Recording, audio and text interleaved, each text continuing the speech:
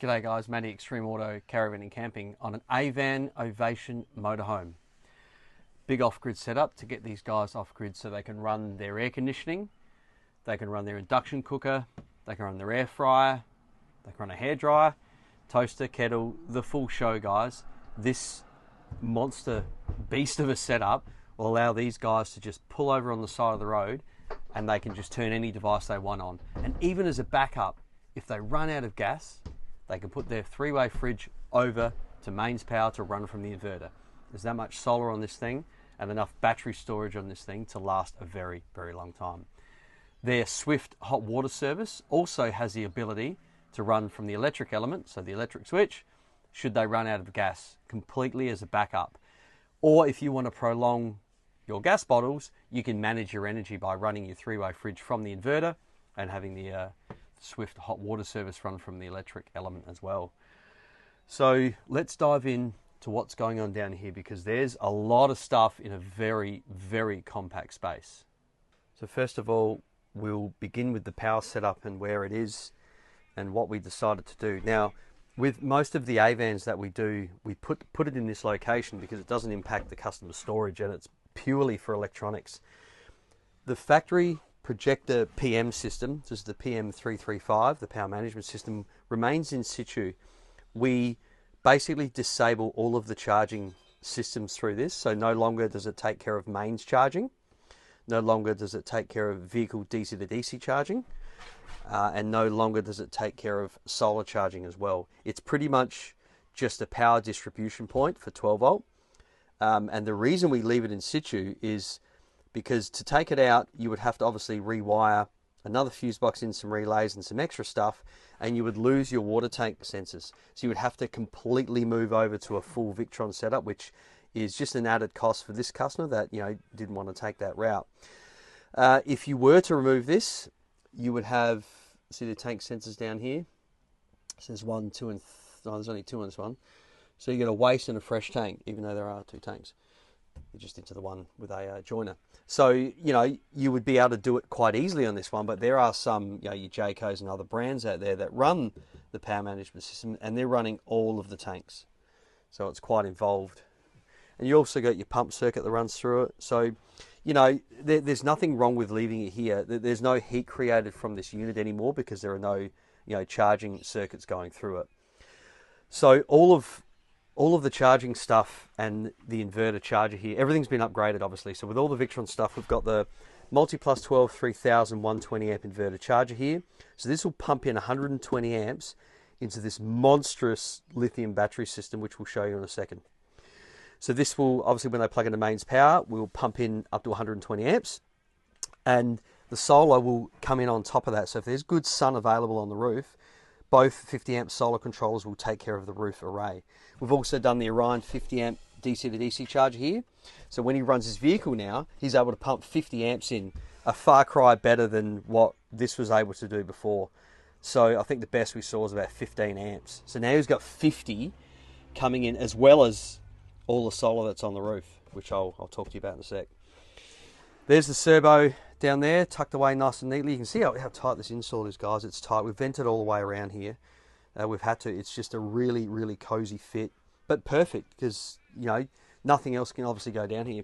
Now with Avans, for you guys that are familiar with them, they run a power system like this.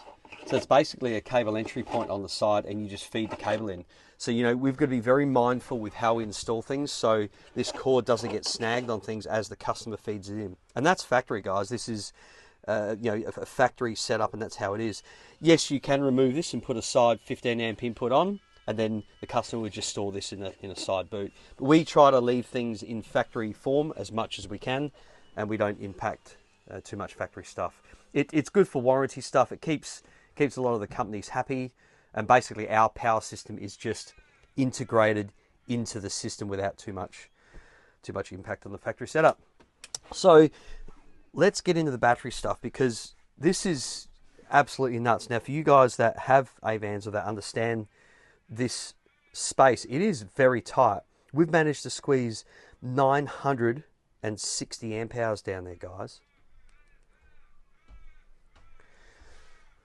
That's a lot of juice. 12 kilowatt hours, actually over 12 kilowatt hours down in this small place. It is bugging me tight, but we've made it so the fuse is raised up so it's accessible. There's a master busman fuse down there that's fully accessible. If they need to get to this hatch is sealed, right? So there's a seal that goes around this, and this gets screwed down with all stainless screws. So there's already a vent on the side. You can see it down there. So that's venting to atmosphere. So this is not part of the habitable space. This is the original battery location, guys. It's perfect. But you will not squeeze 960 amp hours or anything more down there. And you would be hard set to find anyone that's actually done it.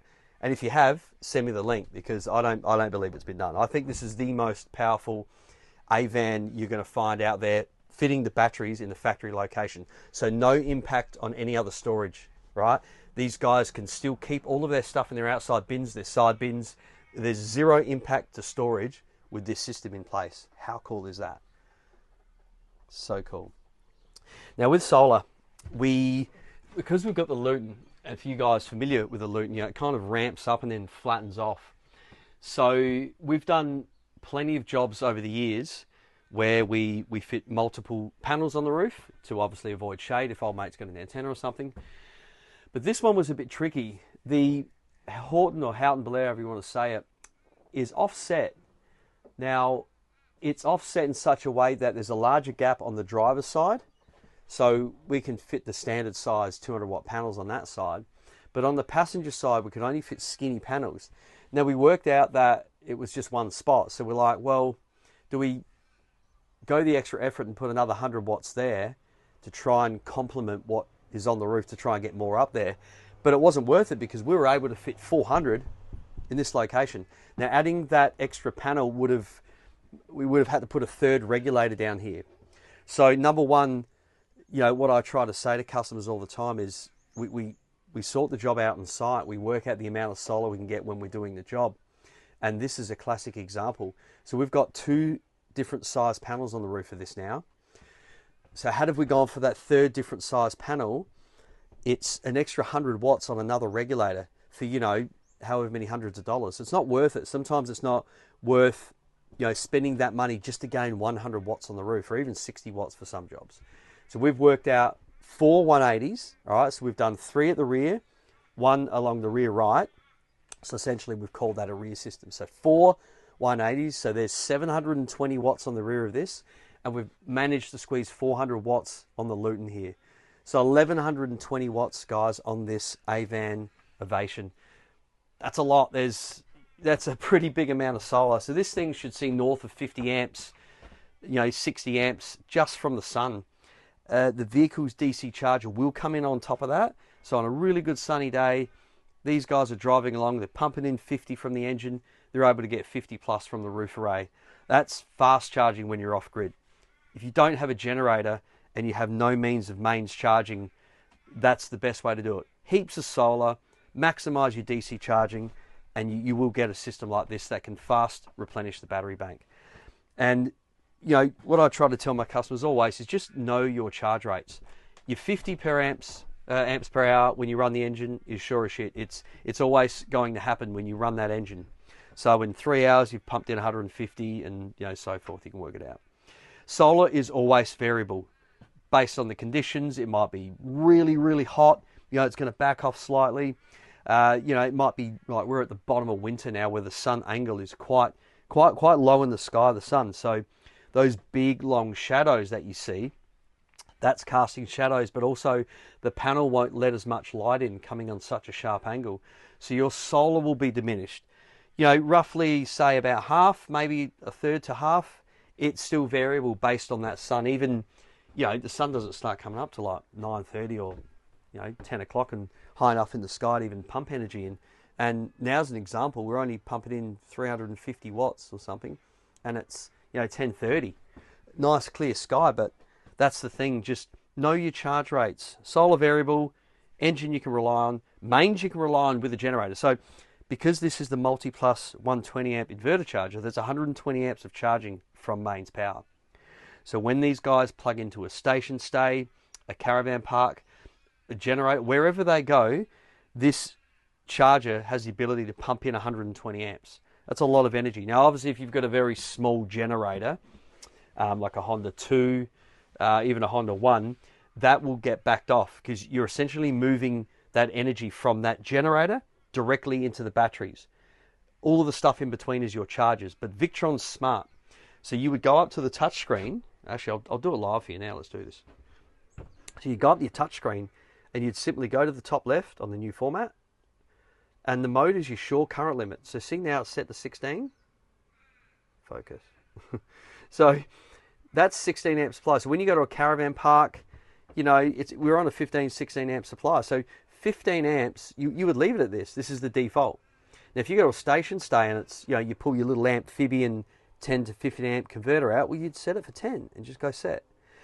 Now that means it's only going to pull 10 amps from where you're plugged into. So your little circuit breaker won't go off anymore. The house supply or the farm stay you're at, they're happy, you know, their circuit breakers are not going to go off anymore. This doesn't limit what comes out of the inverter. This limits what's going into it. So you can still pull, you know, 15 amps coming out of the inverter quite easily.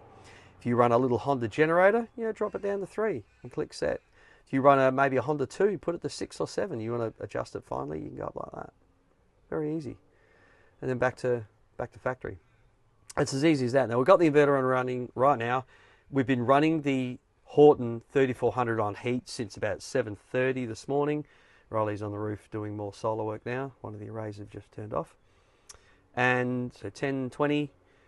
What have we got here? So we are at 76%. If we click it, I'm going to show you how many amp hours this air conditioner is used on heat.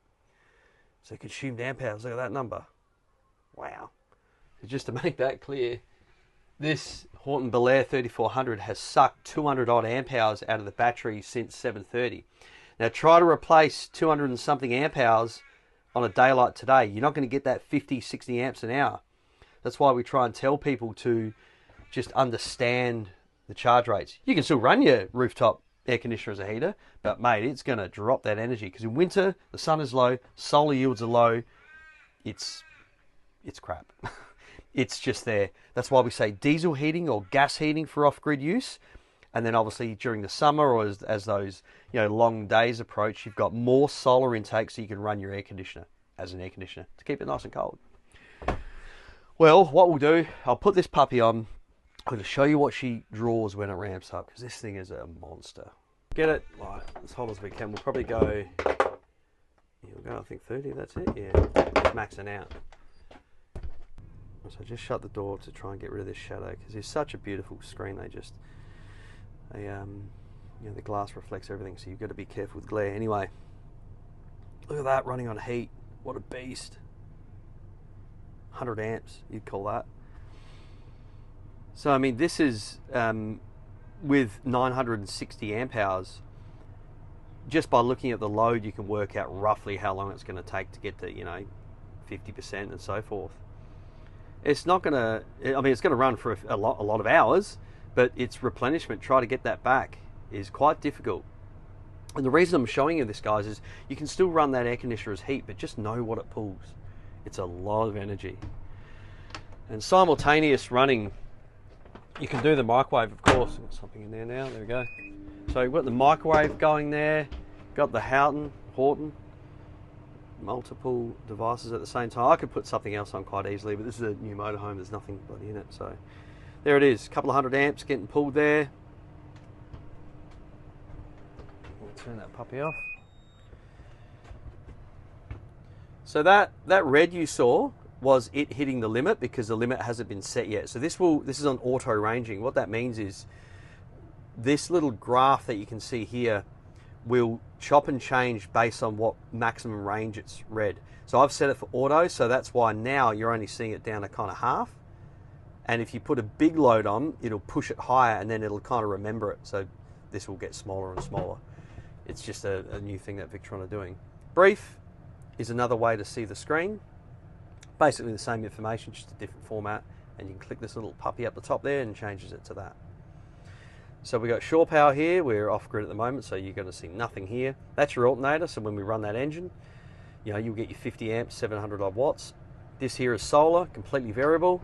There's your battery, time to go, and what you're pulling at the moment in watts, and here's your AC loads and what you're pulling in watts as well. So just simply touch that, go back to overview if you want to go to this screen. This screen's easy to use. It's all one format, it's on the one screen. Little switches up the top. As soon as you click that, that's where your mode is. So on is auto, which means this is what the mode you would kind of use if you're free camping and you're away from the grid.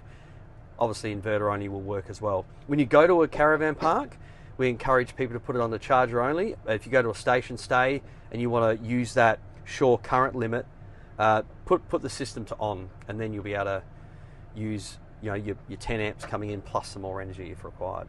All right, so we'll get back out of this, back to the main screen. So yeah, 100 amps that Horton is pulling. It's a beast. Now we're able to run, as a backup only, we're able to run this. That's obviously we're not running engine, so it's not going to sense battery, but we're able to run this on mains power. So I'll just show you how that happens. So if I leave the switch on and we put it to auto, gas obviously is gas, auto, it'll sense the mains power. Now they pull, yeah, about that much. I think the element, if you go inside your fridge, you'll see what your element pulls. Your gas consumption, your DC. So this is 200 watts on DC, but 300 watts on AC. If you can see that, guys. So what does that mean? Well, in simple terms, everyone with a three-way fridge knows that the 12-volt element, even in your caravan, forget that's a motorhome, the 12-volt side of a three-way fridge is... I have very, very, I tell you what, there are a very finite amount of people that have said to me, three-way fridge is the best on 12 volt while I'm driving. It's perfect. It just doesn't work. The numbers don't lie. You've got a 200 watt element in the back of your three-way fridge. So that's your heater element. So a 200 watt element, let's talk watts, or a 300 watt element. I know what I'm going to have. I know what I'd rather have.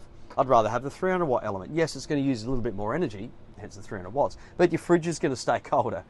So in other words, this one here, if it's stinking hot and this 12 volt circuit is just absolute crap, these guys can put their inverter on and they can have their three-way fridge flick over to mains power while they're driving. And guess what? When they pull over, they don't have to worry about putting it over to gas straight away. They could just let it run and go and maybe change it in the morning. The idea behind a system like this is everything can be run as a backup.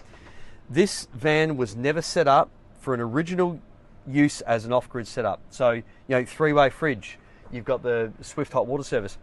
Most new vans now that are getting ready for off-grid, you're going to find instantaneous gas and you're going to find a 12 volt compressor fridge. So basically limiting the amount of gas appliances on there, even to the point where they're getting rid of the induction cooker and they're going electric hot water only. That's, with a battery bank this size, feasible. You would still have to manage your solar intake because, hot water in the middle of winter it needs to be replenished. So I'm always telling people that I still think gas will have its place in the industry. Maybe one day they'll go completely gasless, but you've got to think of the hot water. Yes, you got diesel hot water system, but it's just another fossil fuel, isn't it?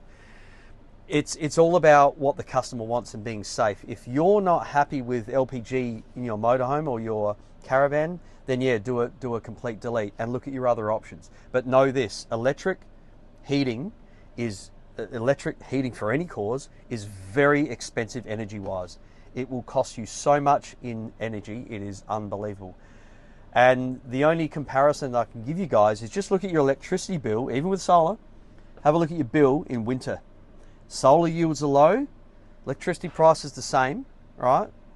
What you pay, but you're using more energy. Now, that's because your heater. So especially if you've got a reverse cycle air conditioner in your roof, it's just going to smash it. That's just the nature of heating from power. It just uses a lot of energy.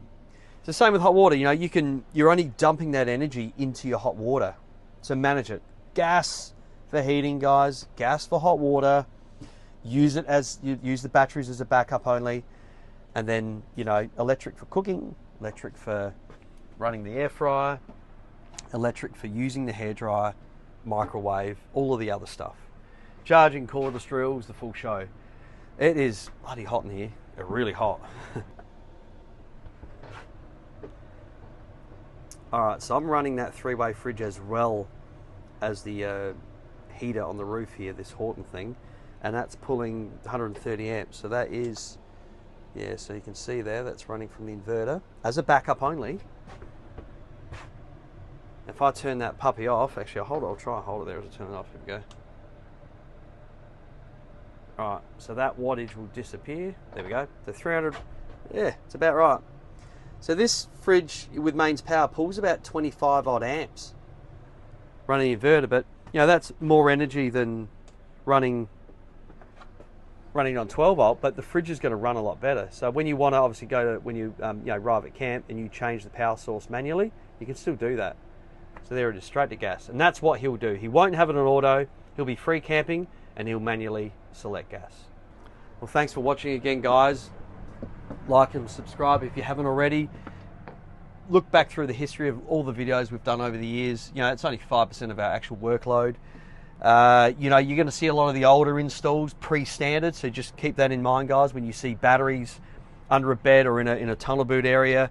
You know, the new rules are to be vented, and all of the batteries we use, the enclosures are vented. So if you look carefully, you'll see a little vent on the side, and that goes straight through the floor of the van or out the side to vent to atmosphere. So in the photos, that's not the batteries you actually see, that's an enclosure. The batteries are inside the enclosure, just so you know. And we like to put them through tunnel boots, you know, under beds. We try to keep the inverter really close to the energy source, the batteries. That's for cable loss and energy loss over the cable, and keeps things in check. It's safer, you can control the environment, it's way better for the batteries. I'm very, very dubious about having lithium outside where they can be exposed to the elements. They need to be kind of behind a cover, somewhere out of the elements. It's you know, just better for the longevity. Anyway, take care, guys. Thanks for watching, and I'll send another video soon. So on the roof now, here's the 180s. So 180, 180, 180, 180. 720 watts there. And there's the other 400 watt array up in the Luton. So this one here is angled, this one's dead flat.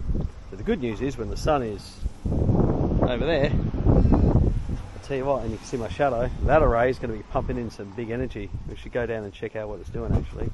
That's what we're doing. So 1120 watts here now. That was what I was talking about, that extra space. But we'd have to go for a third regulator to tie it in. We're pretty much maxed out, or thereabouts close to it anyway. You know, we could remove the antenna and get another one here too, but it's third regulator territory and it wasn't needed. But you know, obviously you can expand and, you know, do it at a later date if required. But not on this one. So 1120 watts, guys, a lot of energy.